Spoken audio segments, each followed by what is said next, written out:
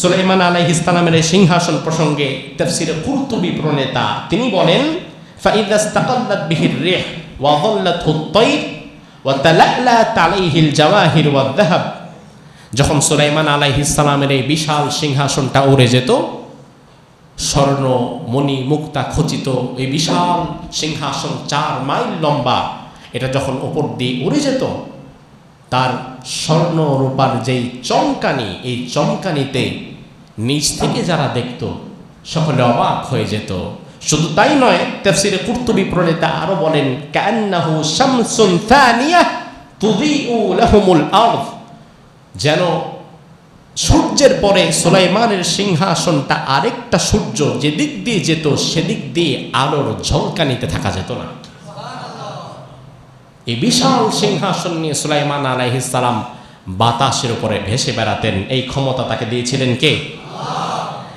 এত বিশাল সাম্রাজ্যের বাদশা, মিন মাশারিকিল আরদ ইলা মাগারিবিহা, পৃথিবীর পূর্ব থেকে পশ্চিম দিগন্ত পর্যন্ত যিনি শাসন করছেন, যার সিংহাসনটা 4 মাইল লম্বা, যার সিংহাসনে লক্ষ লক্ষ চেয়ার থাকে, যে সিংহাসনে জিন মানুষ পাখি আছে, এই সিংহাসন নিয়ে তিনি উড়ে উড়ে যাচ্ছেন। বাতাস তার সিংহাসনটা উড়িয়ে উড়িয়ে দিচ্ছে। পৃথিবীতে এত শক্তিশালী আজ পর্যন্ত কোনো জেট বিমান আছে না। 4 মাইল, কি মনে করেন আপনি? 4 মাইল বিস্তৃত একটা সিংহাসন উড়ে যাচ্ছে। এত কিছু আল্লাহ তাআলা সুলাইমানকে দান করেছেন। স্বাভাবিকত মানুষের একটু পয়সা পাতি আর ক্ষমতা হইলে অহংকার আসে না? বিগত দিনে অনেক মানুষ ছিল যারা মুখ দেখাইতে পারতো না, এখন হয়তো ক্ষমতার মালিক হয়েছে, এজন্য অহংকারে পা মাটিতে লাগে না, এমন কিছু মানুষ আছে না নাই? দুনিয়ার ক্ষমতার টাকা পয়সা তোমাকে অহংকার বানিয়ে দিয়েছে, অথচ তোমাকে দেখলে তো আমার হাসি পায়। তোমার কতটুকু ক্ষমতা আছে? 2 দিন পেট খারাপ থাকলে 3য় দিন তোমার চেহারার দিকে তাকানোও যাবে না। কতটুকু ক্ষমতার মালিক তুমি? সুলাইমানকে দেখো, সুলাইমান আলাইহিস সালাম গোটা পৃথিবীর রাজত্ব পাওয়ার পরেও তাফসীরে কুরতুবী প্রণেতা বলেন, ওয়া কানা সুলাইমান আলাইহিস সালাম ইদা রাকাবাল বিসাত তাতা রাসাহু তাওয়াদান লিল্লাহি আযজা ওয়া জাল্লা। সুলাইমান যখন তার এই বিশাল সাম্রাজ্য নিয়ে আকাশে উড়ে যেতেন, সিংহাসনে যখন বসতেন, তখন মাথাটা নিচের দিকে দিয়ে বসে তিনি আল্লাহর শুকরিয়া আদায় করতেন। কার শুকরিয়া? তিনি বলতেন, আলহামদুলিল্লাহি রাব্বিল আলামিন, সমস্ত প্রশংসা কার? সুলাইমান আলাইহিস সালাম একদিন তার সিংহাসন নিয়ে যাচ্ছেন, এমন সময় নিচ থেকে আল্লাহর এক বান্দা সুলাইমানের এই বিশাল সিংহাসন দেখে অবাক হয়ে বলে উঠল, সুবহানাল্লাহ। কি বলল? আমরা যদি কোনো আশ্চর্যের বিষয় দেখি, আমরা কি দেখি? কি বলি? ওই ব্যক্তি সুলাইমানের বিশাল সিংহাসন বাতাসে ভাসতে দেখে সে জমিন থেকে বলে উঠল, সুবহানাল্লাহ, আমার আল্লাহ কত মহান, যিনি দাউদের পুত্র সুলাইমানকে এত ক্ষমতা দিয়েছে। এই কথাটা বাতাসের সাহায্যে সুলাইমানের কানে পৌঁছে গিয়েছে, কারণ বাতাস যেহেতু সুলাইমানের কথা শুনতো। সুলাইমান বললেন, এই বাতাস থামো, ওই লোকের কাছে ল্যান্ড করো বিমান। সাথে সাথে বাতাস তার সিংহাসনটা ওই ব্যক্তির কাছে নিয়ে আসলো। সুলাইমান আলাইহিস সালাম তাকে ডাকলেন, এদিকে আসো, কি বলেছো তুমি? ওই লোকটা ভয় পেয়ে গেল। ওই লোকটা ভাবলো হয়তো আমার কোনো ভুল হলো কিনা। ওই লোকটা বলল, হুজুর, আপনার এই বিশাল সিংহাসন, যেটা দেখে আমি মনে বলে উঠেছিলাম সুবহানাল্লাহ। এবার সুলাইমান বলল, ভাই রে, আবার যেই সিংহাসন দেখে তুমি সুবহানাল্লাহ বলেছো, তোমারে আজকে বলে দেই, আমি সুলাইমানের যত রাজত্ব, যত সম্পদ, যত ক্ষমতা, আমার সিংহাসন সব কিছুর চাইতে তোমার সুবহানাল্লাহর দাম আল্লাহর কাছে বেশি। তার কারণ হচ্ছে, দিন শেষে আমার ক্ষমতা থাকবে না, আমার রাজত্ব থাকবে না, আমি সুলাইমানও থাকবো না, আমার সিংহাসনও থাকবে না, কিছুই থাকবে না। তবে তুমি যে সুবহানাল্লাহ বলছো, এই আল্লাহ সেদিনও আছে না নাই? তোমার রব তো সেদিনও থাকবে। গোটা দুনিয়ার চাইতে এই সুবহানাল্লাহ বলাটা আল্লাহর কাছে অনেক বেশি। সুবহানাল্লাহ। আল্লাহ কোরআনের মধ্যে বলেন, ওয়ালি সুলাইমানার রিহা সিফাতান তাজরি বিআমরিহি ইলাল আরদিল্লাতি বারাকনা ফিহা। আমি আল্লাহ তাআলা সুলাইমানের জন্য দুনিয়ার বাতাসকে আমি আল্লাহ অর্ডার করে দিলাম। এখন থেকে আমার সুলাইমান যখন যেখানে যাদেরকে নিয়ে যেতে চাইবে, আমার সুলাইমানকে তুমি বাতাস, ঘোড়া গাড়ি লাগবে না, তুমি বাতাস নিজে ওড়ায় নিয়ে যাবা। আর জোরে কোন। সুলাইমান আলাইহিস সালামকে আল্লাহ রাব্বুল আলামিন দিয়েছিলেন একটা সিংহাসন। তাফসীর ইবনে কাসির প্রণেতা বলেন, ওয়া কানা লাহু খাশাবুন মানসুবুন ওয়াসিউন জিদ্দান, কাঠ দিয়ে বিশাল একটা সিংহাসন সুলাইমান আলাইহিস সালাম বানিয়েছিল। ইয়াকুদু আলাইহি হুয়া ওয়া জুনুদুহু ওয়া জামিউন মা ইয়াহতাজু ইলাইহি মিনাল আলাতিল হারবি ওয়াল আমতিআ। সেখানে সুলাইমান নবী তার সিংহাসনে তার যাবতীয় প্রয়োজনের যা যা লাগতো সবকিছু সেখানে চড়াতো। যুদ্ধের যত অস্ত্র ছিল, যত বাহিনী ছিল, যত জিন, যত মানুষ, বিশাল একটা সিংহাসনের মতো সেখানে করত। ফাকানাতির রিহু তাহমিলু, অতঃপর বাতাস সেই সিংহাসনটাকে উড়ায় নিয়ে যেত। বাতাস সেই সিংহাসনটাকে উড়িয়ে নিয়ে যেত। কানা ফারসাখান ফি ফারসাখ, সুলাইমান নবীর যেই সিংহাসনটা বাতাস উড়িয়ে নিয়ে যেত, তাফসীর ইবনে কাসির প্রণেতা বলেন ওই সিংহাসনটা ছোটখাটো কোনো সিংহাসন ছিল না, ওটা ছিল এক ফারসাখ থেকে আরেক ফারসাখ, অর্থাৎ লম্বায় 4 মাইল লম্বা, আবার পাশেও 4 মাইল পাশ। কয় মাইল? 4 মাইল লম্বা বিশাল একটা সিংহাসন। তাফসীর ইবনে কাসির প্রণেতা বলেন, ওয়া কানা লাহু 600 আলফি কুরসি, সুলাইমান আলাইহিস সালামের সিংহাসনের মধ্যে 6 লক্ষ চেয়ার ছিল। কয় লাখ? তাফসীর ইবনে কাসির প্রণেতা আরো বলেন, সুম্মা ইয়ালিয়াল উলামা উমারাউন নাস সুম্মা ইয়ালিহিম মালাতুন নাস ফাজলিসু মিম্মা ইয়ালিহিমুল জিন। প্রথম সারির চেয়ারগুলো স্বর্ণ দিয়ে বানানো, ওই চেয়ারগুলোতে বসতো ওলামারা, যারা জ্ঞানী ব্যক্তি তারা। এর পরের চেয়ারগুলো রূপা দিয়ে বানানো, সেখানে বসতো মন্ত্রী পরিষদ।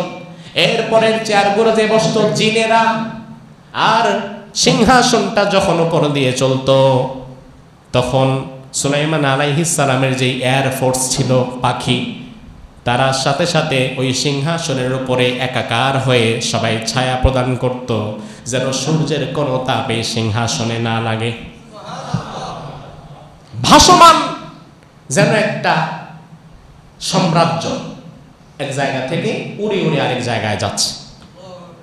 আল্লাহ তাআলা কোরআনের মধ্যে বললেন, এত দ্রুত সেটা উঠতে পারত, এক সকালে 1 মাসের পথ অতিক্রম করত, সন্ধ্যায় আবার আরেক মাসের পথ অতিক্রম করে ফিরে আসতে পারত।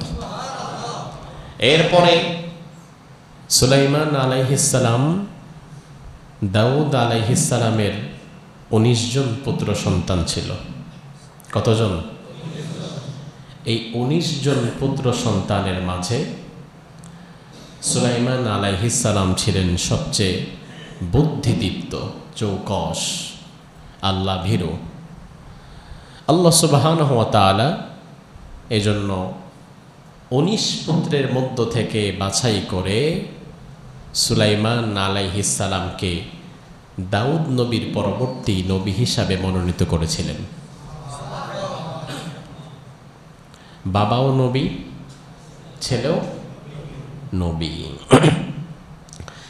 ইবনে কাসির রাহিমাহুল্লাহ তিনি তার বিখ্যাত ইতিহাস গ্রন্থ আল বিদায়া ওয়ান নিহায়া 2য় খণ্ডের 12তম পৃষ্ঠায় ইবনে কাসির লিখছেন, ওয়া মালাকা সুলাইমান বাদা আবিহি দাউদ ওয়া হুয়া ইবনু 12 সানাহ।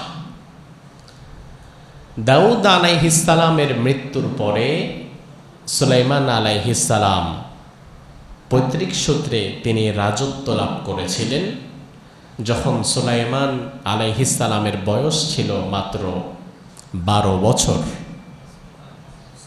কত বছর? 12 বছর। তাফসীরে রুহুল মাআনিতে আল্লামা আলুসি রাহিমাহুল্লাহ তিনি লিখেছেন, নুব্বিআ সুলাইমান ওয়া হুয়া ইবনু 13 সানাহ। সুলাইমান আলাইহিস সালামকে আল্লাহ তাআলা যখন নবুয়ত দান করেন, তখন সুলাইমান আলাইহিস সালামের বয়স ছিল মাত্র 13 বছর। কত বছর? 13 বছর। সবচেয়ে কম বয়সে আল্লাহ তাআলা তাকে রাজত্ব এবং নবুয়ত দুটোই দান করেছিলেন। সুলাইমান আলাইহিস সালাম নবীদের মধ্যে একমাত্র নবী যিনি গোটা পৃথিবী শাসন করেছিলেন। গোটা পৃথিবী মানে কি? শুধু আমেরিকা? মিন মাশারিকিল আরদ ইলা মাগারিবিহা, পৃথিবীর পূর্ব থেকে পশ্চিম দিগন্ত পর্যন্ত গোটা পৃথিবীটা সুলাইমান আলাইহিস সালাম শাসন করেছে। এবার আসুন দেখি আল্লাহ তাআলা কোরআনের মাঝে সুলাইমান আলাইহিস সালাম প্রসঙ্গে কি কি কথা বলেছেন। রব্বুল আলামিন সূরাতুন নামলের 16 নম্বর আয়াত থেকে শুরু করেছেন। আল্লাহ রাব্বুল আলামিন বলেন, ওয়া ওয়ারিসা সুলাইমানু দাউদা ওয়া ক্বালা ইয়া আইয়ুহান নাসু উল্লিমনা মানতিকাত তায়র ওয়া উতিনা মিন কুল্লি শাই ইন্না হাযা লাহুয়াল ফাদলুল মুবিন। সুবহানাল্লাহ। আল্লাহ তাআলা বলেন, আমি দাউদের পুত্র সুলাইমানকে তার উত্তরাধিকারী বানালাম। দাউদের উত্তরাধিকারী বানালাম সুলাইমানকে। সুলাইমান দুনিয়ার মানুষকে ডাক দিয়ে বলল, হুল্লিমনা মানতিকাত তায়র, আমার রব তো আমাকে একটা বিশেষ ক্ষমতা দিয়েছেন। ওই ক্ষমতা হচ্ছে দুনিয়ার পশু পাখির ভাষা বোঝার ক্ষমতা আল্লাহ তাআলা আমার কানকে দিয়ে ফেলেছেন। আপনি পশু পাখির ভাষা বুঝেন? এই ক্ষমতা স্বাভাবিকত কোন নবীদেরও ছিল না। সুলাইমান আলাইহিস সালামকে পশু পাখির ভাষা বোঝার মতো ক্ষমতা দিয়েছেন। ওয়া উতিনা মিন কুল্লি শাই, এবং গোটা বিশ্ব চালাতে যেই জ্ঞান যোগ্যতা মাহারাত দরকার আমার রব আমাকে ওটাও দিয়েছেন। আল্লাহ তাআলা এই বিষয়গুলো তাকে দান করেছেন। একই সাথে সুলাইমান আলাইহিস সালামের ছিল চমৎকার বিচারিক দক্ষতা। তিনি আল্লাহর কাছে চেয়েছিলেন, একবার দোয়া করে বলেছিলেন, আল্লাহ, বিচার কাজে আপনি আমাকে এমন দক্ষতা এবং যোগ্যতা দান করেন, আপনি স্বয়ং বিচার করলে বিচারটা যেমন হতো, আপনি আমাকে এমন যোগ্যতা দেন আমি বিচার করলে যেন বিচারটা তেমন হয়।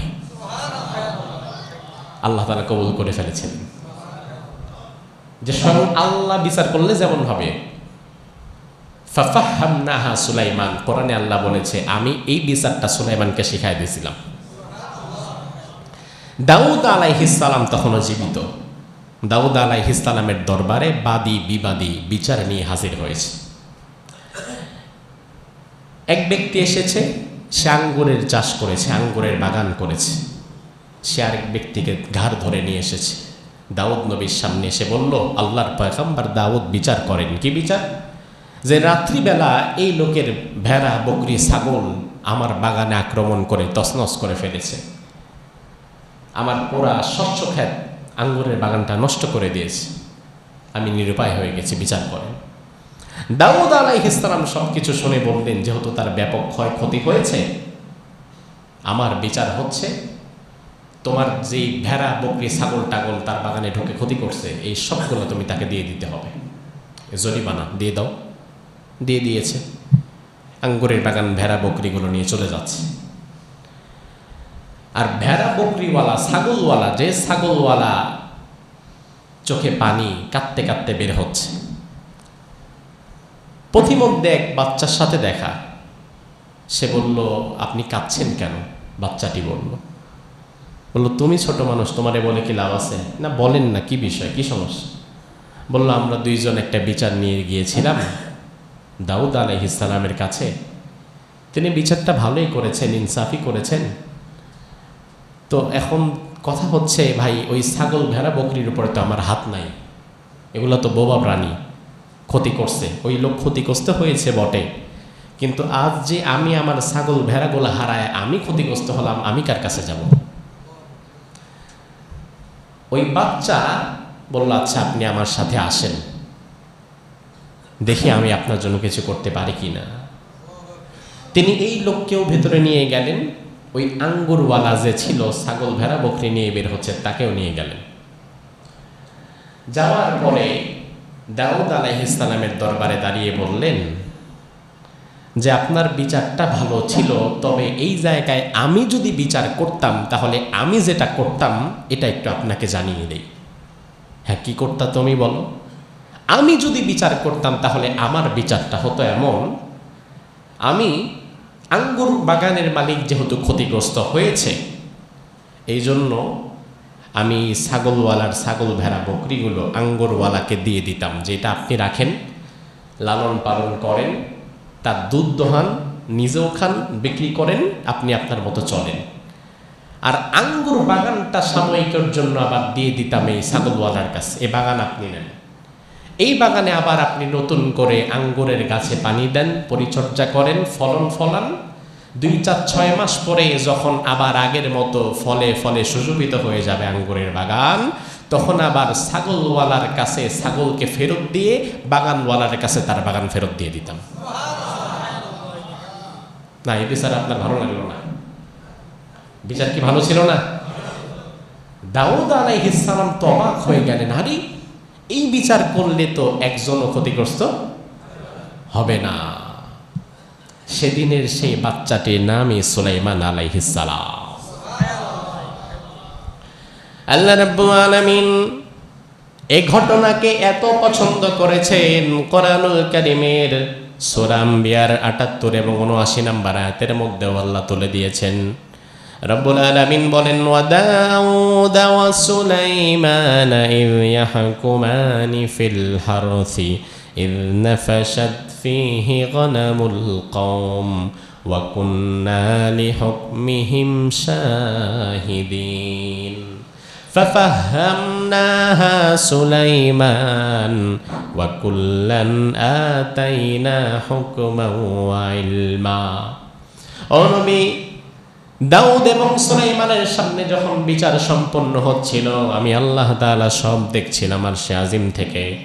আমি আল্লাহ রাব্বুল আলামিন ওই সময়ে সুলাইমানের মাথার মধ্যে এমন উপস্থিত বুদ্ধি ঢেলে দিলাম, যেন আমি আল্লাহ তাআলা সুলাইমানের মধ্য দিয়ে একটা বিচার করে দিলাম। চমৎকার বিচারিক দক্ষতা আল্লাহ তাআলা সুলাইমান আলাইহিস সালামকে দান করেছিলেন। সহিহুল বুখারীর ৬৭৬৯ নম্বর হাদিসে রাসূল সাল্লাল্লাহু আলাইহি ওয়াসাল্লাম সুলাইমান আলাইহিস সালামের বিচারিক দক্ষতার আরেকটি ঘটনা বর্ণনা করেছেন। সহিহ বুখারীর হাদিস, রাসূল সাল্লাল্লাহু আলাইহি ওয়াসাল্লাম বলেন, কানাত ইমরাআতানি মাহুমা ইবনাহুমা।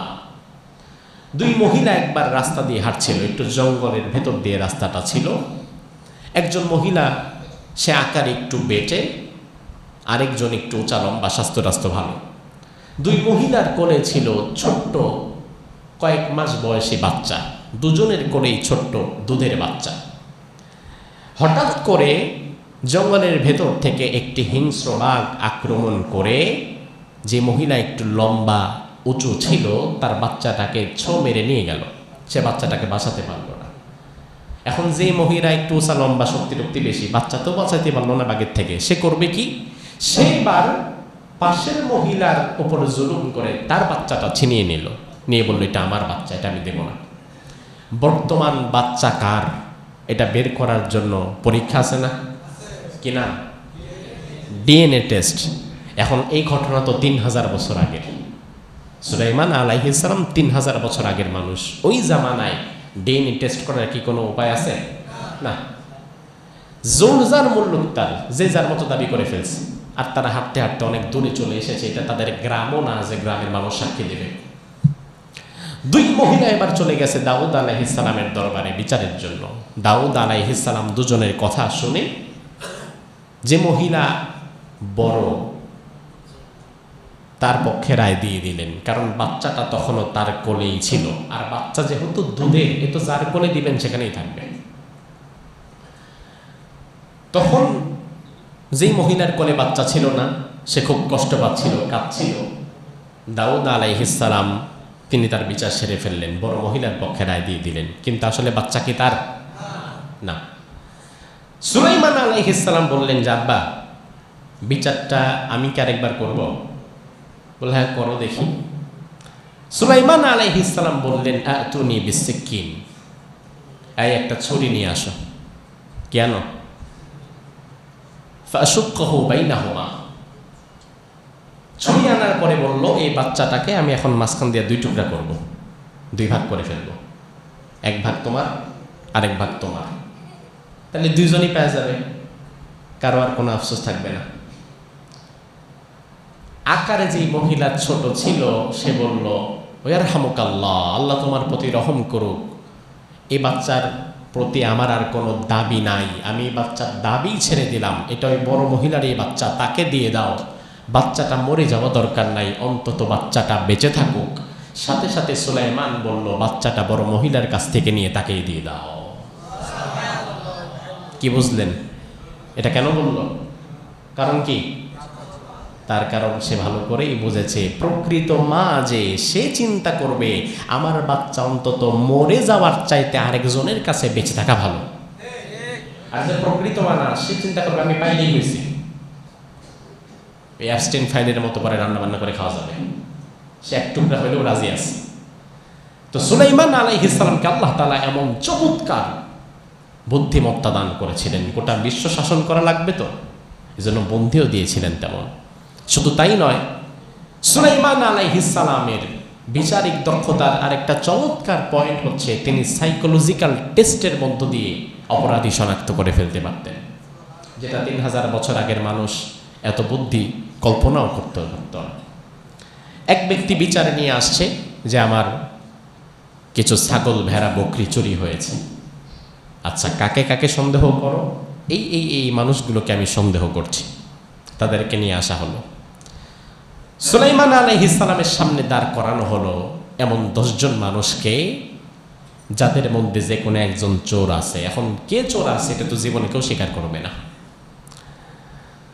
সুলাইমান আলাইহিস সালাম 10 জনকে সামনে দাঁড় করিয়ে বললেন, তোমাদের মধ্যে চোর যে কে তা তো আমি জেনেই ফেলছি, তার কারণ চোরের মাথায় যে ছাগলের কয়েকটা পশম লেগে আছে, বেটা তো সেটা ঝাপতে ফেলতে ভুলেই গেছে। এই কথা শুনে সাথে সাথে চোর যে, তার হাত কই যাবে? ইন্নালিল্লাহ, তাড়াতাড়ি পশমগুলো ফালাই, কি করছি এখন? এক ব্যক্তি তো সাথে সাথে কপাল ঝাড়া শুরু করছে। সুলাইমান আলাইহিস সালাম বললেন, এই তো চোর। তার কারণ চোরের মন পুলিশ পুলিশ, বাকিদের 9 জনের তো কপালে হাত যায় নাই, যার গেছে কপাল থেকে ছাগলের পশম সরাতে হবে তো তার, সে তো চুরি করেছে। এভাবে করে আল্লাহ সুবহানাহু ওয়া তাআলা তাকে চমৎকার বিচারিক দক্ষতা দিয়েছে। সবচেয়ে আশ্চর্যজনক ক্ষমতা হচ্ছে আল্লাহ তাআলা তাকে উল্লিমনা মানতিকাত তায়র, সুলাইমান আলাইহিস সালামকে আল্লাহ তাআলা পশু পাখির ভাষা বোঝার, তাদের সাথে কথা বলার মতো যোগ্যতা দিয়েছিলেন। এই যোগ্যতা, পশু পাখির ভাষা বোঝা, তাদের সাথে কথা বলা, এমন যোগ্যতা বর্তমান পৃথিবীতে কারো আছে? না। আল্লাহ রাব্বুল আলামিন কোরআনুল কারীমের সূরাতুন নামলের 17 থেকে 19 নম্বর আয়াতের মধ্যে তুলে দিয়েছেন, ওয়া হুশিরা লি সুলাইমানা জুনুদুহু মিনাল জিন্নি ওয়াল ইনসি ওয়াত তায়রি ফাহুম ইউজাউন। সুলাইমান আলাইহিস সালাম একদিন তার সৈন্যবাহিনীদেরকে নিয়ে, বিশাল একটা সৈন্যবাহিনী নিয়ে তিনি সফরে বের হলেন। সুলাইমান আলাইহিস সালাম যখন কোনো সফরে বের হতেন, তখন সুলাইমান নবীর সঙ্গে 3 ব্যাটালিয়নের ফোর্স থাকতো।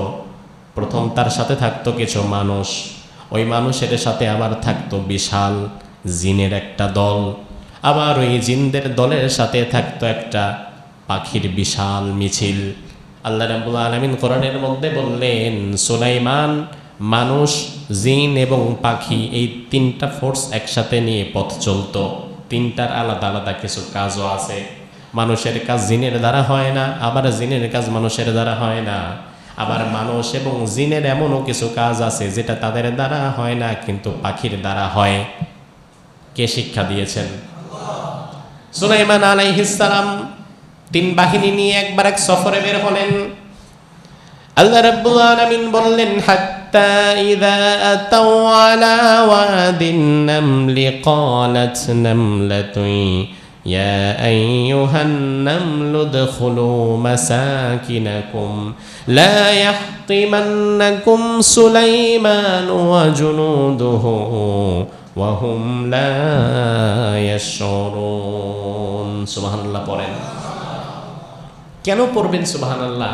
এর কারণ এখন যে আয়াতটা তেলাওয়াত করলাম, এই আয়াতটাই মূলত ছিল একটা পিপিলিকার কথা। ওই পিপিলিকার কথাটাকে আল্লাহ তাআলা কোরআনের আয়াত বানিয়ে নাযিল করে দিয়েছেন।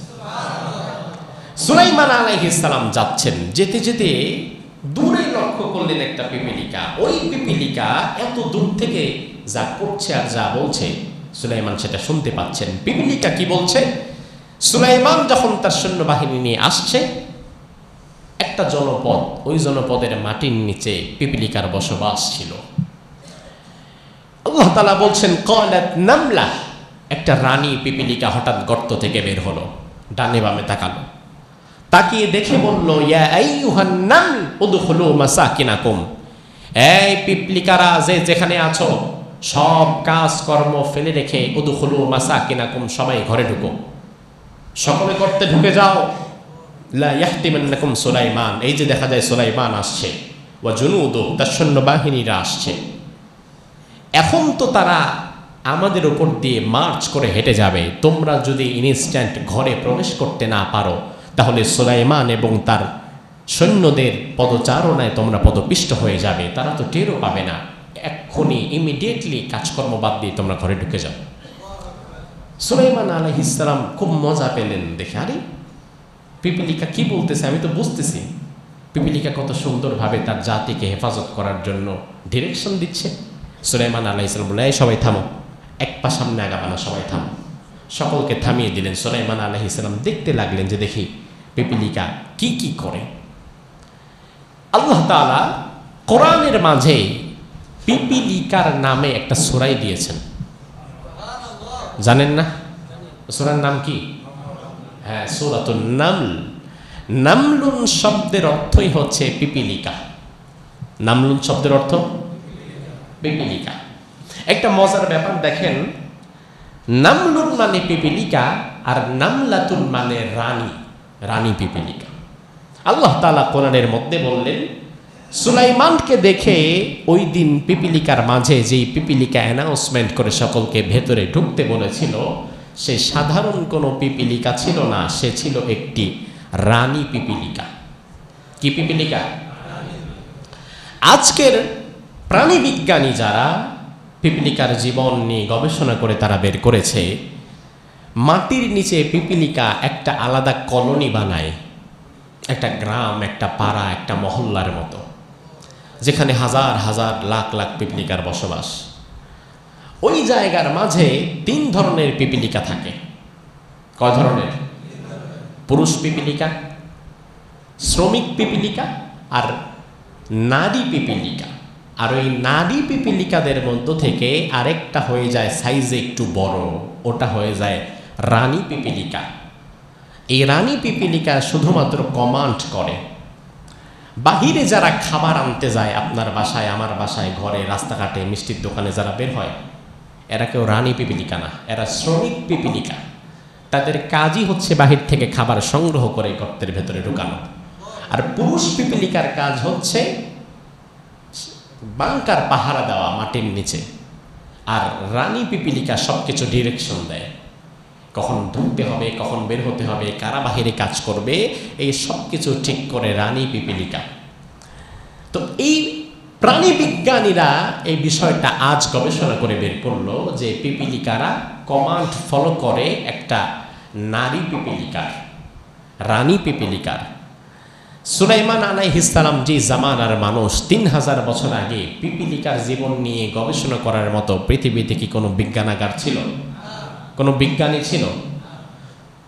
3000 বছর আগে সুলাইমানের সাথে যে একটা রানী পিপিলিকা কথা বলেছে, আল্লাহ তাআলা কোরআনের মধ্যে ওই রানী পিপিলিকার কথা উল্লেখ করে দিয়েছেন। আর এই তথ্য আজকে গবেষণা করে বিজ্ঞান আজকে বের করছে, কিন্তু কোরআন তো এটা আমাকে বলে দিয়েছে 1500 বছর আগে। এই পিপিলিকার জীবন থেকে আরো চমৎকার কিছু বিষয় আমরা শিক্ষা গ্রহণ করতে পারি। পিপিলিকার সৃষ্ট যেই বৈশিষ্ট্য, প্রথমে আপনি তার বডি স্ট্রাকচারটা কল্পনা করেন। ছোট্ট একটা পিপিলিকা, এত ক্ষুদ্র, খালি চোখে অনেক সময় দেখাও যায় না, আপনার সাথে উঠলে, শরীরে উঠলে দেখাও যায় না, কামড় দিলে টের পাওয়া যায়, কিছু একটা আছে, এর আগে বোঝাও যায় না। পিপিলিকার স্ট্রাকচার দেখে মনে হয় যেন এক মহান শিল্পী ক্ষুদ্র একটা ক্যানভাসে তার সূক্ষ্ম কারুকাজ করেছে। এমন স্ট্রাকচার আল্লাহ তাআলা তাকে দিয়েছেন। পিপিলিকা গর্ত থেকে বের হয়ে কত দূর পর্যন্ত চলে যায় খাবার অন্বেষণের জন্য, আবার সেখান থেকে খাবার সংগ্রহ করে সে কিভাবে তার বাড়ি খুঁজতে খুঁজতে তার বাড়ির দিকে চলে যায়। পিপিলিকা কোনোদিন পথ ভুল করে আরেক কোনায় গিয়ে বসে থাকে না। সে যেই গর্ত থেকে বের হয়েছে বেলা শেষে এই গর্তেই ফিরবে, আর সারাদিন সে ডানে বামে বাহিরে ভেতরে কত জায়গায় খাবার খুঁজতে চলে যায়। বিজ্ঞান বলে আল্লাহ তাআলা পিপিলিকার মাঝে একটা ফেরোমন দিয়েছেন। সে যখন পথ চলে সে কিছু পদার্থ সেখানে নিঃসরণ করতে করতে চলে যায়। আবার যখন খাবার গ্রহণ করে বাড়ি ফেরার পালা হয় তখন যে রাসায়নিক পদার্থ সে পথে ফেলতে ফেলতে চলে গিয়েছিল সেটা শুকতে শুকতে শুকতে শুকতে ঘ্রাণ নিতে নিতে আবার সে তার গর্তে ফিরে আসে। এই পদ্ধতি, এই ব্যবস্থাপনা তাকে কে করে দিয়েছেন? পিপিলিকা অন্যতম এক অদ্ভুত প্রাণী, যেই প্রাণীটা তার ওজনের চাইতে 50 গুণ বেশি ওজন বহন করে নিয়ে যেতে পারে। আপনার ওজন ধরেন 70 কেজি, আরেকটা 70 কেজির বস্তা যদি আপনার মাথায় দেয় পারলেও আপনার জীবন বের হয়ে যাবে। আর যদি আপনারে 7 একে 7 7 দুগুণে 140 কেজির একটা বস্তা যদি দেয় আপনি জায়গায় যাবেন, জায়গায় যাবেন, পারবেনই না। আপনি আপনার ওজনের 1 গুণ 2 গুণ পর্যন্ত ক্যারি করতে সক্ষম না। কিন্তু পিপিলিকা তো এত ক্ষুদ্র প্রাণী যেটা আপনি মোটামুটি একটা ফু দিলে উড়ে যাবে। এই প্রাণীটাও মাঝে মাঝে আপনি দেখবেন আপনার খাদ্য কণা একটা গোল বলের মতো বা একটা চালের একটা অংশ যেটা তার শরীরের ওজনের 50 গুণ বেশি ওজন হবে, কিন্তু সে কোনো মতো কামড়ায় কুমড়ায় ধাক্কায় ধাক্কায় সেটাকে ঠিকই নিয়ে যায়। সুবহানাল্লাহ কইবেন না? এটাকে আপনি বানিয়েছেন? বানিয়েছেন কে? কারণ আল্লাহ ভালো করেই জানে আপনি খাবারের পরে উচ্ছিষ্ট তার ঘরে নিয়ে দিবেন না, তারে টাইনা নিয়ে যাওয়া লাগবে। এজন্য আল্লাহ তাআলা তাকে সেই পদ্ধতি, সেই ব্যবস্থাপনা তাকে করে দিয়েছেন। এই পিপিলিকার নামে আল্লাহ তাআলা সূরা দিয়েছেন।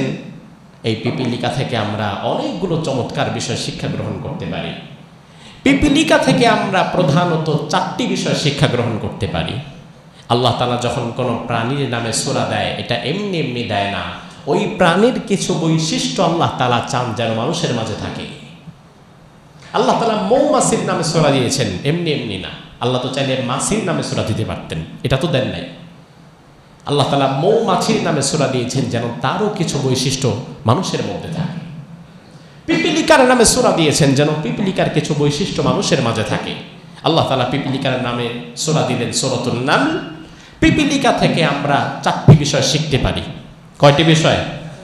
4টি বিষয়। 1 নাম্বার, পিপিলিকার কাছ থেকে আমরা শিক্ষা গ্রহণ করতে পারি লিডারশিপ অ্যান্ড ডিসিপ্লিন, নেতৃত্ব এবং আনুগত্য। পুরা পিপিলিকা গোষ্ঠীর মাঝে নেতৃত্ব প্রদানকারী হয় কয়জন? কথা কয় না? একজন। আর ডিসিপ্লিনটা এত চমৎকার, সুলাইমান আলাইহিস সালাম দাঁড়িয়ে দাঁড়িয়ে দেখে অবাক হচ্ছিলেন যে এই রানী ঘোষণা দেওয়ার সাথে সাথে প্রত্যেকেই তাদের মুখের খাবার কাজকর্ম ফেলে রেখে মাটির নিচে ঢুকে যাচ্ছে।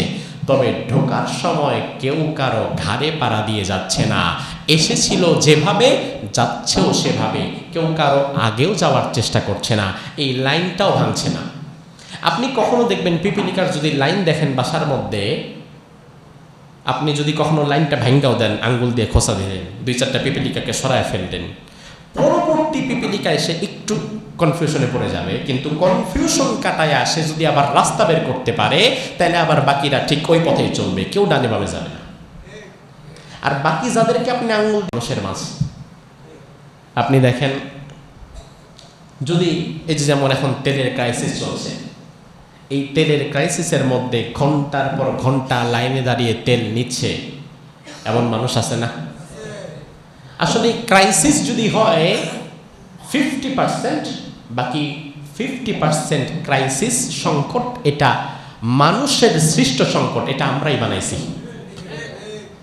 এর চেয়ে বেশি না, এটা আমরাই বানাইছি, আমি আপনি আমরা বানিয়েছি। তার কারণ কি?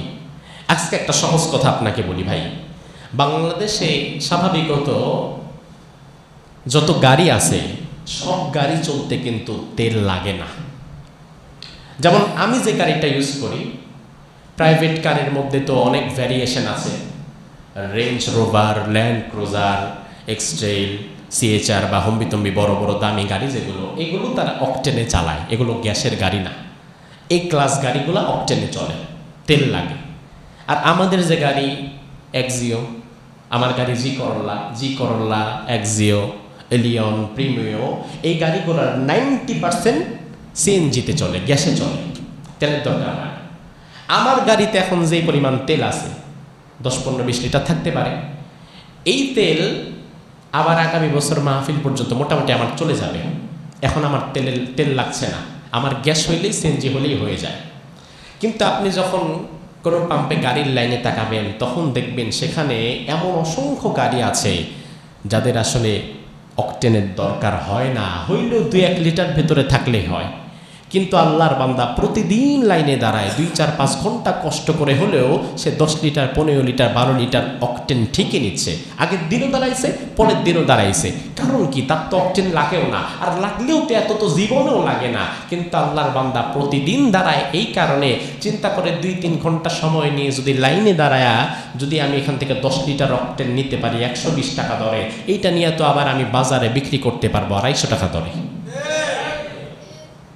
সে লাইনে দাঁড়াচ্ছে আগের দিনও, পরের দিনও, এটাই তার কাজ হয়ে গেছে। এখন সে বাজারে বিক্রি করতে পারে কেন? তার কারণ আবার কিছু মানুষ আছে যাদের টাকার পয়সার কোনো অভাব নাই, সে যদি 500 টাকা লিটার তেল হয় সে তাও কিনবে, সে পাম্পে যাবে না। এই জন্য সে বাজার থেকে 5 লিটার, 10 লিটার, 15 লিটার, 20 লিটার কিনছে, সে টাকা বেশি দিচ্ছে। ওই বাজারের মুনাফাখোর ব্যবসায়ী সেও ওই গাড়িওয়ালার থেকে প্রত্যেক দিন অকটেন কিনছে। এজন্য আল্লাহর বান্দা গাড়িওয়ালাও প্রত্যেক দিন পাম্পে দাঁড়াচ্ছে, অথচ এটা তার কাজ না। হ্যাঁ, হেভি যানবাহন যেগুলো তেলে চলে, এগুলো চলবেই, তাদের প্রতিদিনই প্রয়োজন। কিন্তু মধ্যখান দিয়ে আমাদের মাঝে এমন কিছু মানুষ আছে 2 পয়সার লোভে যারা তেলটাকে জমা করে বিক্রি করে রাখে। অনেকে তো ইতোমধ্যে বাড়ির ভেতরে 15-20, 50-60 লিটার তেল জমা করে ফেলছে। এমন মানুষও বাংলাদেশে আছে না নাই?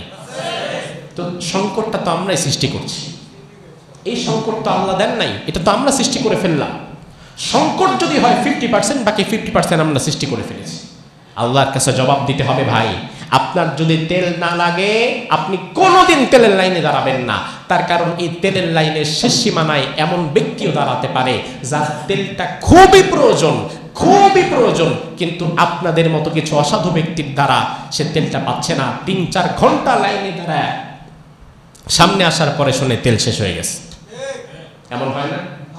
কত প্রকৃত হকদার ছিল, ওই ব্যক্তি পেল না। আর আপনার দরকার ছিল না, আপনি কিছু পয়সা কামাবার জন্য তেলের ট্যাঙ্কি ফুল করে না বাজারে বিক্রি করে দিলেন।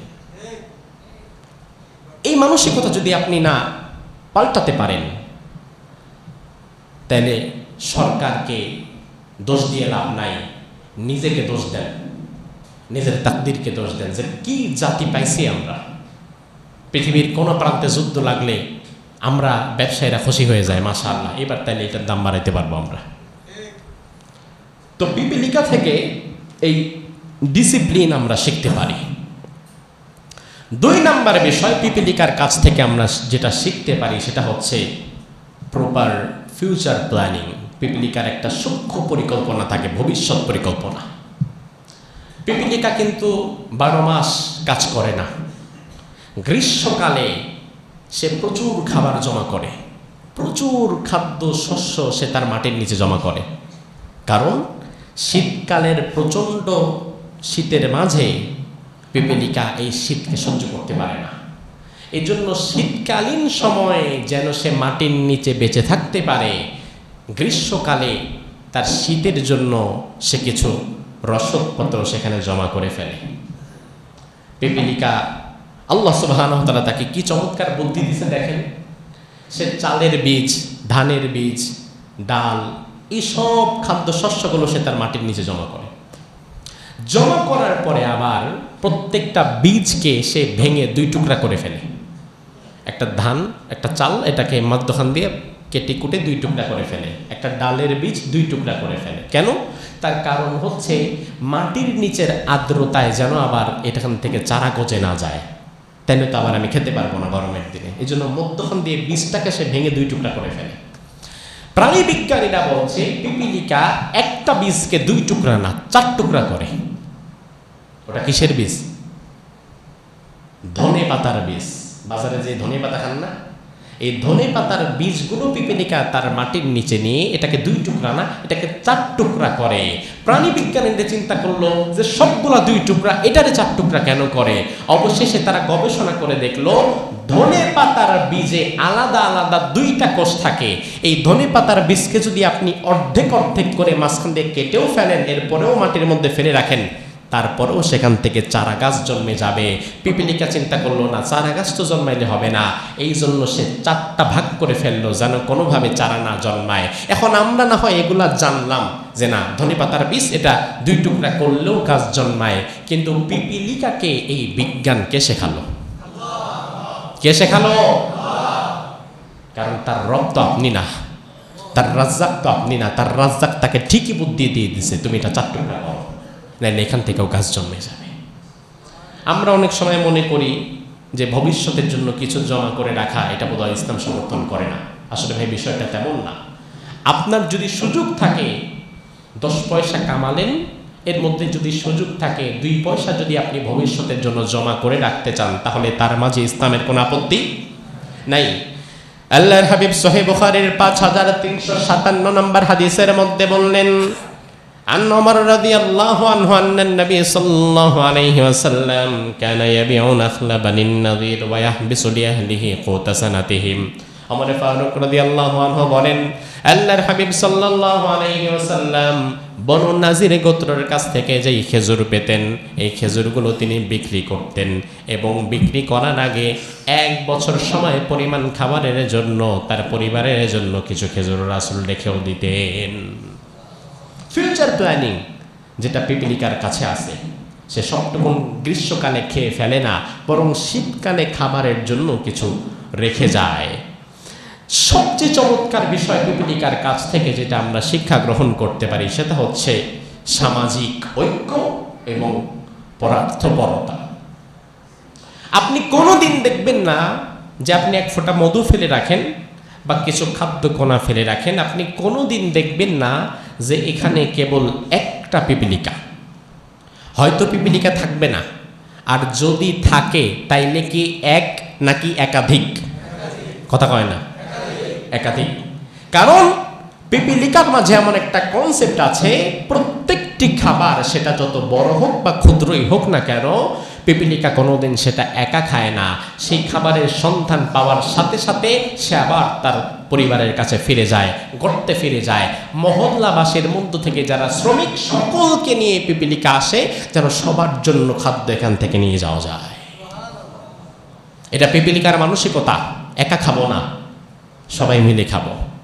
আর একা খাওয়ার মানসিকতা হচ্ছে কুত্তার মানসিকতা। খারাপ লাগলো শুনতে? একাই সব খাবো আর কেউ খাবে না দুনিয়াতে, আমি একাই সব খেয়ে ফেলবো, এই মানসিকতা আমাদের অনেক মানুষের মধ্যে আছে না নাই? খাই খাই খাই, ওনারই সব লাগবে, ব্যাংক ব্যালেন্স, বাড়ি গাড়ি, কোনো কিছুর অভাব নাই, তারপরেও ধান্দাবাজি করবে, কালোবাজারি করবে, সিন্ডিকেট করবে, পয়সা পাতি কামাবে, জুলুম করবে, এমন মানুষ আমাদের সমাজে নাই? এই মানসিকতা হচ্ছে কুকুরের মানসিকতা।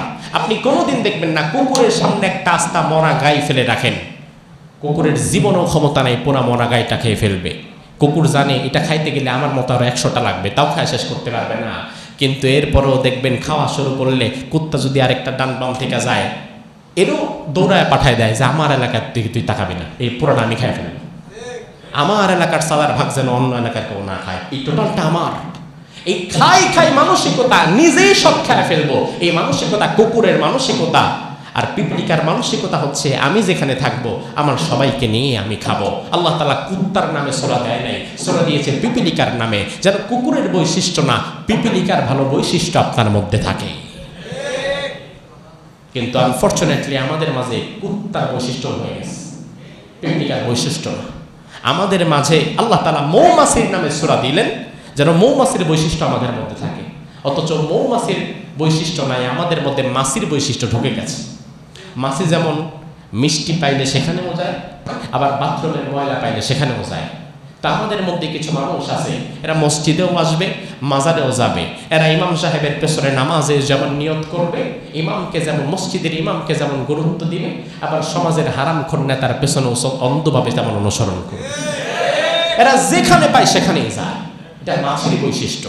আল্লাহ তাআলা তোমাকে মাছি না, আল্লাহ তাআলা তোমাকে মৌমাছি বানাতে চায়, এই জন্য মৌমাছির নামে সূরা দিয়েছে। আল্লাহ তাআলা তোমাকে কুকুর না, আল্লাহ তাআলা তোমাকে পিপিলিকার চমৎকার বৈশিষ্ট্য দেওয়ার জন্য পিপিলিকার নামে সূরা দিয়েছে।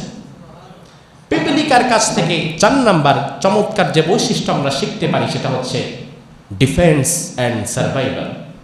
পিপিলিকার ডিফেন্স সিস্টেমটা খুব চমৎকার। পিপিলিকা, বিজ্ঞানীরা বলে, প্রাণীবিদরা বলে, পিপিলিকা স্বাভাবিকত তারা মাটির 5 থেকে 10 ফুট পর্যন্ত গর্ত করে করে করে করে নিচের দিকে যেতে পারে। অর্থাৎ আমাদের মতো মানুষ প্রায় কয়টা? 10 ফুট হইলে কয়টা? 2টা মানুষ হবে প্রায়, এতটা পর্যন্ত মাটির নিচে সে গর্ত করে চলে যায়। তার কারণ এই যে শীতকালে সে বাইরে বেরোতে পারবে না, তার খাবারগুলো জমা করে রাখতে হবে। আবার মাটির উপর দিয়ে গাড়ি যায়, ট্রাক যায়, কত মানুষ হাঁটে, মাটির উপরে ঘর বানালে এই ঘর তো স্থায়ী হবে না, কিন্তু মাটির নিচে একটা সুরক্ষিত জায়গায় সে এমনভাবে তার বাংকারটা তৈরি করে যেখানে সে নিজেও সেফ থাকবে, তার পরিবারবর্গ সেফ থাকবে, তার খাবার দাবারের জিনিসগুলো সেফ থাকবে। এজন্য দেখা যায় মাঝে মাঝে দেখবেন একটা এলাকা বন্যা হয়ে 1 মাস লাগাতার বন্যার পানি ঘরের ভেতর থেকে নামে নাই, এমন এলাকা আছে না নাই?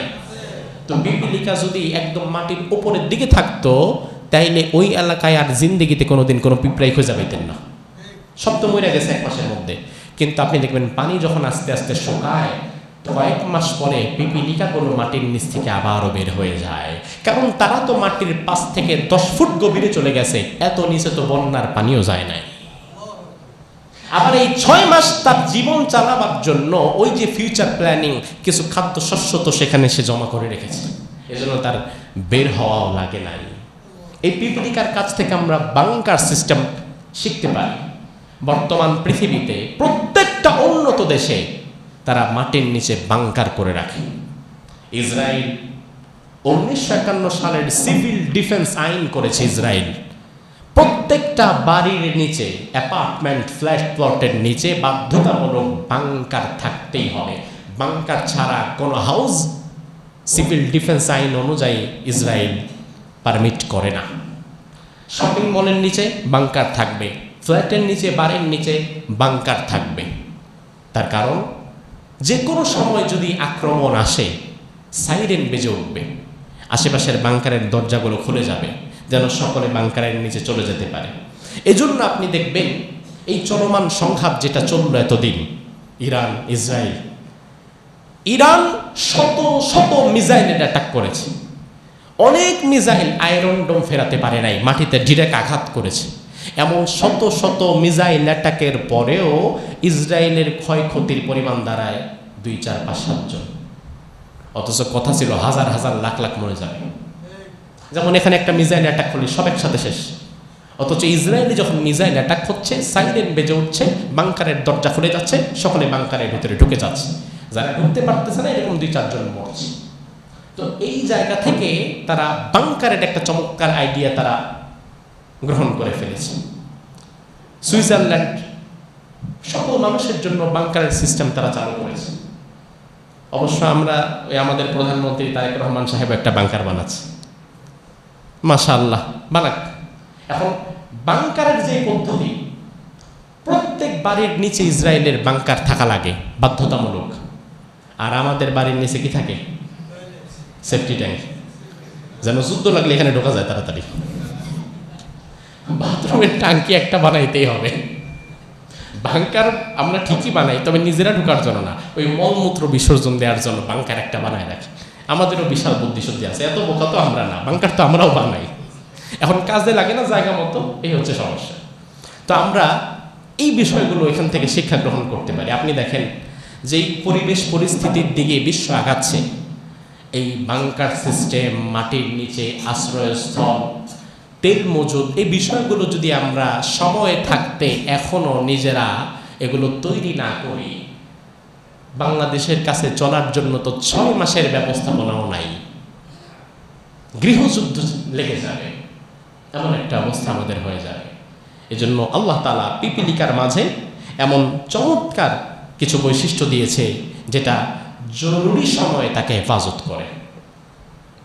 সুলাইমান আলাইহিস সালাম পিপিলিকার এই সুন্দর কাহিনীগুলো দেখলেন, সব পিপিলিকা মাটির নিচে চলে যাচ্ছে, যেখানে তাদের একটা আলাদা কলোনি আছে, যেখানে আছে পুরুষ পিপিলিকা, নারী পিপিলিকা, রানী পিপিলিকা, শ্রমিক পিপিলিকা, ওই বাংকারে জমা করে রাখা আছে তাদের অনেক দিনের খাদ্যশস্য। সুলাইমান আলাইহিস সালাম এই বিষয়গুলো দেখার পরে তিনি কি বললেন, আল্লাহ সেটা কোরআনের মধ্যে তুলে দিয়েছেন। সুলাইমান আলাইহিস সালাম বললেন, ফাতাবাসসামা দাহিকাম মিন কওলিহা ওয়া ক্বালা রাব্বি আউজি'নি আন আশকুরা নি'মাতাকাল্লাতী আন'আমতা আলাইয়া ওয়া আলা ওয়ালিদাইয়া وأن أعمل صالحا ترضاه وأدخلني برحمتك في عبادك الصالحين سبحان الله পড়েন। সুলাইমান আলাইহিস সালাম প্রথমে পিপিলিকার এই কাহিনীগুলো দেখে তিনি হাসতে লাগলেন। আরে কি মজার বিষয়, পিপিলিকা দেখি কথা বলে, খাবার জমা করে, বাংকারে ঢুকে যায়, এগুলা দেখে তিনি মুচকি হাসলেন আর আল্লাহর দরবারে বললেন, আল্লাহ আমি শুকরিয়া আদায় করছি, আমি এজন্য শুকরিয়া আদায় করছি, আপনি আমাকে শুকরিয়া আদায় করার আরো বেশি তৌফিক দেন। আমার বাবা মা আমার জন্য কষ্ট করেছে, আমার বাবা মার প্রতি আমি কৃতজ্ঞ। আয় আল্লাহ, আপনি যে নেয়ামত আমার দিয়েছেন আমি তার প্রতি কৃতজ্ঞ, এবং আমাকে আরো বেশি করে ভালো কাজের তৌফিক দেন, এবং আপনার নেককার বান্দাদের অন্তর্ভুক্ত আপনি আমাকে করে দেন। সুবহানাল্লাহ বলেন। সুলাইমান আলাইহিস সালাম তার অনেকগুলো সুন্দর ঘোড়া ছিল, যেই ঘোড়াগুলো দিয়ে তিনি বাহিরে সফর করতেন। বিশাল বড় অশ্বের একটা দল ছিল। একদিন সুলাইমান আলাইহিস সালাম সেই ঘোড়াগুলোকে বিকেল বেলায় পরিচর্যা করছিলেন, দেখছিলেন, আনন্দ পাচ্ছিলেন, ঘোড়ার দৌড়গুলো দেখছিলেন, ঘোড়ার রেস দেখছিলেন। দেখতে দেখতে দেখতে দেখতে সন্ধ্যা হয়ে গেল, মাগরিবের ওয়াক্ত চলে এলো, সূর্য ডুবে গেল। আল্লাহ রাব্বুল আলামিন কোরআনের মধ্যে তুলে দিয়েছেন, إذ عرض عليه بالعشي الصافنات الجياد। সুলাইমানের সামনে যখন তার ঘোড়াগুলো রাখা হলো, ঘোড়ার খেলা দেখতে দেখতে ঘোড়ার প্রতি তিনি আকৃষ্ট হয়ে গেলেন। এমন সময় সূর্য যখন ডুবে গেল, ওই সময়টা ছিল সুলাইমান নবীর জন্য ইবাদতের সময়। তিনি হঠাৎ করে তার ইবাদতটা সেদিন মিস হয়ে গেল। সাথে সাথে মনে পড়ার পরে সুলাইমান আলাইহিস সালাম কি বলল দেখেন, আল্লাহ রাব্বুল আলামিন বলল, সুলাইমান সেদিন বলছে, ইন্নী আহবাবতু হুম্বাল খায়রি আন যিকরি রাব্বি হাত্তা তাওয়ারাত বিল হিজাব। যেই দুনিয়ার সম্পদ, যেই সম্পদের কারণে আমার ইবাদত নষ্ট হয়েছে, ওই সম্পদ আমি দুনিয়াতে রাখবো না, নিয়ে আসো সব আমি জবাই করে ফেলবো। ওই সম্পদের কারণে আমার রবের জিকির থেকে তো আমি গাফিল হয়ে গেছি। রুদ্দুহা আলাই, নিয়ে আসো এগুলাকে। সুলাইমান আলাইহিস সালাম হাতের মধ্যে তলোয়ারি নিয়ে তার প্রিয় ঘোড়াগুলোকে ঘাড় কেটে, পা কেটে সবগুলোকে কোরবানি করে ফেললেন। কার জন্য করলেন? কথা বলেন। কেন করলেন? তার কারণ দুনিয়ার সম্পদ তাকে তার রবের কাছ থেকে পৃথক করে ফেলছে। আল্লাহ রাব্বুল আলামিনের নিজাম হচ্ছে, আল্লাহর জন্য কেউ যদি কোনো তুচ্ছ বিষয় পরিত্যাগ করে, আল্লাহ তাআলা তার চেয়ে দামি কোনো কিছু তাকে ফিরায় দেয়। ইব্রাহিম আলাইহিস সালাম আল্লাহর জন্য তার একজন বাবাকে পরিত্যাগ করেছে, যে আমার বাবা মুশরিক, এই মুশরিকের সাথে আমার কোনো সম্পর্ক। একজন বাবাকে পরিত্যাগ করেছে, পুরস্কার হিসাবে গোটা জাতির বাবা আল্লাহ ইব্রাহিম রে বানায় দিছে। সুলাইমান আলাইহিস সালাম যখন তার ঘোড়াগুলাকে কুরবানি করে দিলেন, এবার আমার আল্লাহ বলে, সুলাইমান, আমার ভালোবাসায় তুমি তোমার প্রিয় ঘোড়াগুলোকে কুরবানি করেছো, এবার তুমি কিভাবে চলবা? তোমার চিন্তার কোনো কারণ নাই, তোমার জন্য আমি আল্লাহ বিকল্প বাহনের ব্যবস্থা করে দিচ্ছি। আল্লাহ কোরআনের মধ্যে বলেন, ওয়ালি সুলাইমানার রিহা সিফাতান তাজরি বিআমরিহি ইলাল আরদিল্লাতী বারাকনা ফিহা। আমি আল্লাহ তাআলা সুলাইমানের জন্য দুনিয়ার বাতাসকে আমি আল্লাহ অর্ডার করে দিলাম।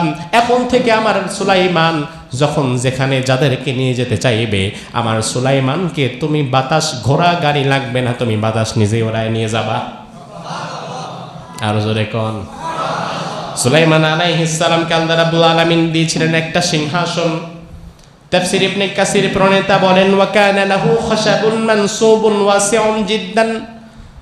কাঠ দিয়ে বিশাল একটা সিংহাসন সুলাইমান আলাইহিস সালাম বানিয়েছিল। ইয়াকুদু আলাইহি হুয়া ওয়া জুনুদুহু ওয়া জামিউন মা ইয়াহতাজু ইলাইহি মিনাল আলাতিল হারবি ওয়াল আমজিআ। সেখানে সুলাইমান নবী তার সিংহাসনে তার যাবতীয় প্রয়োজনের যা যা লাগতো সবকিছু সেখানে চড়াতো। যুদ্ধের যত অস্ত্র ছিল, যত বাহিনী ছিল, যত জিন, যত মানুষ, বিশাল একটা সিংহাসনের মতো সেখানে করত। ফাকানাতির রিহু তাহমিলু, অতঃপর বাতাস সেই সিংহাসনটাকে উড়ায় নিয়ে যেত। বাতাস সেই সিংহাসনটাকে উড়িয়ে নিয়ে যেত। কানা ফারসাখান ফি ফারসাখ, সুলাইমান নবীর যেই সিংহাসনটা বাতাস উড়িয়ে নিয়ে যেত, তাফসীর ইবনে কাসির প্রণেতা বলেন, ওই সিংহাসনটা ছোটখাটো কোনো সিংহাসন ছিল না, ওটা ছিল এক ফারসাখ থেকে আরেক ফারসাখ, অর্থাৎ লম্বায় 4 মাইল লম্বা, আবার পাশেও 4 মাইল পাশ। কয় মাইল? 4 মাইল লম্বা বিশাল একটা সিংহাসন। তাফসীর ইবনে কাসির প্রণেতা বলেন, ওয়া কানা লাহু 600 আলফি কুরসি। সুলাইমান আলাইহিস সালামের সিংহাসনের মধ্যে 6 লক্ষ চেয়ার ছিল। কয় লাখ? তাফসীর ইবনে কাসির প্রণেতা আরো বলেন, সুম্মা ইয়ালিয়াল উলামা উমারাউন নাস সুম্মা ইয়ালিহিম মালাতুন নাস ফাজলিসু মিম্মা ইয়ালিহিমুল জিন। প্রথম সারির চেয়ারগুলো স্বর্ণ দিয়ে বানানো, ওই চেয়ারগুলোতে বসতো ওলামারা, যারা জ্ঞানী ব্যক্তি তারা। এর পরের চেয়ারগুলো রূপা দিয়ে বানানো, সেখানে বসতো মন্ত্রী পরিষদ। এর পরের চেয়ারগুলোতে বসতো জিনেরা। আর সিংহাসনটা যখন উপর দিয়ে চলতো, তখন সুলাইমান আলাইহিস সালামের যেই এয়ার ফোর্স ছিল, পাখি, তারা সাথে সাথে ওই সিংহাসনের উপরে একাকার হয়ে সবাই ছায়া প্রদান করত, যেন সূর্যের কোনো তাপে সিংহাসনে না লাগে। ভাসমান যেন একটা সাম্রাজ্য এক জায়গা থেকে উড়ে উড়ে আরেক জায়গায় যাচ্ছে। আল্লাহ তাআলা কোরআনের মধ্যে বললেন, এত দ্রুত সেটা উঠতে পারত, এক সকালে 1 মাসের পথ অতিক্রম করত, সন্ধ্যায় আবার আরেক মাসের পথ অতিক্রম করে ফিরে আসতে পারত। এরপরে সুলাইমান আলাইহিস সালামের সিংহাসন প্রসঙ্গে তাফসীরে কুরতুবী প্রণেতা তিনি বলেন, ফাইযা ইসতাকাল্লাত বিহির রিহ ওয়া যাল্লাতহু আত-তায়র ওয়া তালালাত আলাইহিল জাওয়াহির ওয়াদ যাহাব। যখন সুলাইমান আলাইহিস সালামের এই বিশাল সিংহাসনটা উড়ে যেত, স্বর্ণ মণি মুক্তা খচিত এই বিশাল সিংহাসন 4 মাইল লম্বা, এটা যখন উপর দিয়ে উড়ে যেত, তার স্বর্ণ রূপার যেই চমকানি, এই চমকানিতে নিচ থেকে যারা দেখত সকলে অবাক হয়ে যেত। শুধু তাই নয়, তাফসীরে কুরতুবী প্রণেতা আরো বলেন, কান্নাহু শামসুন থানিয়া তুযিউ লাহুমুল আরদ, যেন সূর্যের পরে সুলাইমানের সিংহাসনটা আরেকটা সূর্য, যেদিক দিয়ে যেত সেদিক দিয়ে আলোর ঝলকানিতে থাকা যেত না। এই বিশাল সিংহাসন নিয়ে সুলাইমান আলাইহিস সালাম বাতাসের উপরে ভেসে বেড়াতেন। এই ক্ষমতা তাকে দিয়েছিলেন কে? এত বিশাল সাম্রাজ্যের বাদশা, মিন মাশারিকিল আরদ ইলা মাগারিবিহা, পৃথিবীর পূর্ব থেকে পশ্চিম দিগন্ত পর্যন্ত যিনি শাসন করছেন, যার সিংহাসনটা 4 মাইল লম্বা, যার সিংহাসনে লক্ষ লক্ষ চেয়ার থাকে, যে সিংহাসনে জিন মানুষ পাখি আছে, এই সিংহাসন নিয়ে তিনি উড়ে উড়ে যাচ্ছেন। বাতাস তার সিংহাসনটা উড়িয়ে উড়িয়ে দিচ্ছে। পৃথিবীতে এত শক্তিশালী আজ পর্যন্ত কোনো জেট বিমান আছে? না, 4 মাইল। কি মনে করেন আপনি 4 মাইল বিস্তৃত একটা সিংহাসন উড়ে যাচ্ছে? এত কিছু আল্লাহ তাআলা সুলাইমানকে দান করেছেন। স্বাভাবিকত মানুষের একটু পয়সা পাতি আর ক্ষমতা হইলে অহংকার আসে না? বিগত দিনে অনেক মানুষ ছিল যারা মুখ দেখাইতে পারতো না, এখন হয়তো ক্ষমতার মালিক হয়েছে, এজন্য অহংকারে পা মাটিতে লাগে না, এমন কিছু মানুষ আছে না নাই? দুনিয়ার ক্ষমতার টাকা পয়সা তোমাকে অহংকার বানিয়ে দিয়েছে, অথচ তোমাকে দেখলে তো আমার হাসি পায়। তোমার কতটুকু ক্ষমতা আছে, 2 দিন পেট খারাপ থাকলে 3য় দিন তোমার চেহারার দিকে তাকানোও যাবে না। কতটুকু ক্ষমতার মালিক তুমি। সুলাইমানকে দেখো, সুলাইমান আলাইহিস সালাম গোটা পৃথিবীর রাজত্ব পাওয়ার পরেও তাফসীরে কুরতুবী প্রণেতা বলেন, ওয়া কানা সুলাইমান আলাইহিস সালাম ইদা রাকাবাল বিসাত তাতা রাসাহু তাওয়াদান লিল্লাহি আযজা ওয়া জাল্লা। সুলাইমান যখন তার এই বিশাল সাম্রাজ্য নিয়ে আকাশে উড়ে যেতেন, সিংহাসনে যখন বসতেন, তখন মাথাটা নিচের দিকে দিয়ে বসে তিনি আল্লাহর শুকরিয়া আদায় করতেন। কার শুকরিয়া? তিনি বলতেন, আলহামদুলিল্লাহি রাব্বিল আলামিন। সমস্ত প্রশংসা কার? সুলাইমান আলাইহিস সালাম একদিন তার সিংহাসন নিয়ে যাচ্ছেন, এমন সময় নিচ থেকে আল্লাহর এক বান্দা সুলাইমানের এই বিশাল সিংহাসন দেখে অবাক হয়ে বলে উঠল, সুবহানাল্লাহ। কি বলল? আমরা যদি কোনো আশ্চর্যের বিষয় দেখি, আমরা কি দেখি, কি বলি? ওই ব্যক্তি সুলাইমানের বিশাল সিংহাসন বাতাসে ভাসতে দেখে সে জমিন থেকে বলে উঠল, সুবহানাল্লাহ, আমার আল্লাহ কত মহান, যিনি দাউদের পুত্র সুলাইমানকে এত ক্ষমতা দিয়েছে। এই কথাটা বাতাসের সাহায্যে সুলাইমানের কানে পৌঁছে গিয়েছে, কারণ বাতাস যেহেতু সুলাইমানের কথা শুনতো। সুলাইমান বললেন, এই বাতাস থামো, ওই লোকের কাছে ল্যান্ড করো বিমান। সাথে সাথে বাতাস তার সিংহাসনটা ওই ব্যক্তির কাছে নিয়ে আসলো। সুলাইমান আলাইহিস সালাম তাকে ডাকলেন, এদিকে আসো, কি বলেছো তুমি? ওই লোকটা ভয় পেয়ে গেল। ওই লোকটা ভাবলো হয়তো আমার কোনো ভুল হলো কিনা। ওই লোকটা বলল, হুজুর, আপনার এই বিশাল সিংহাসন যেটা দেখে আমি মনে বলে উঠেছিলাম সুবহানাল্লাহ। এবার সুলাইমান বলল, ভাই রে, আবার যেই সিংহাসন দেখে তুমি সুবহানাল্লাহ বলেছো, তোমারে আজকে বলে দেই, আমি সুলাইমানের যত রাজত্ব, যত সম্পদ, যত ক্ষমতা, আমার সিংহাসন সব কিছুর চাইতে তোমার সুবহানাল্লাহর দাম আল্লাহর কাছে বেশি। তার কারণ হচ্ছে, দিন শেষে আমার ক্ষমতা থাকবে না, আমার রাজত্ব থাকবে না, আমি সুলাইমানও থাকবো না, আমার সিংহাসনও থাকবে না, কিছুই থাকবে না। তবে তুমি যে সুবহানাল্লাহ বলছো, এই আল্লাহ সেদিনও আছে না নাই? তোমার রক্ত সেদিনও থাকবে। গোটা দুনিয়ার চাইতে এই সুবহানাল্লাহ বলাটা আল্লাহর কাছে অনেক বেশি। সুবহানাল্লাহ। আমার ভাই, সুলাইমান আলাইহিস সালাম প্রসঙ্গে তার জীবনের একটি অংশ আজ আমরা আলোচনা করলাম। তার জীবনের পরবর্তী অংশটা আগামী জুমায় আমরা শেষ করব ইনশাআল্লাহ। আল্লাহ সুবহানাহু ওয়া তাআলা এই আলোচনা থেকে শিক্ষণীয় বিষয়গুলো আমাদের আমল করার তৌফিক দান করুক। আমরা বলি আমিন।